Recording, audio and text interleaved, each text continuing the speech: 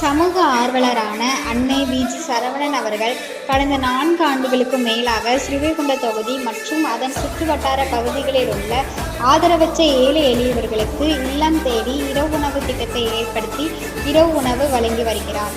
இந்நிலையில் தமிழக வெற்றிக் கழகத்தின் ஐம்பெரு கொள்கை தலைவர்களுள் ஒருவரான சமூக ஆர்வலர் அஞ்சலை அம்மாளை கொள்கை தலைவராக அறிவித்ததன் ஈர்ப்பால் தமிழக வெற்றிக் கழகத்துடன் இணைந்து தமிழக வெற்றிக் கழக தலைவர் தளபதி திரு விஜய் அவர்களின் ஆசியுடன் கழக பொதுச் செயலாளர் அண்ணன் புசியின் ஆனந்த் அவர்களின் வழிகாட்டுதலின்படியும் மதிய உணவு மற்றும் இரவு உணவு திட்டத்தை ஏற்படுத்தி இரவு உணவு வழங்கி வருகிறார்.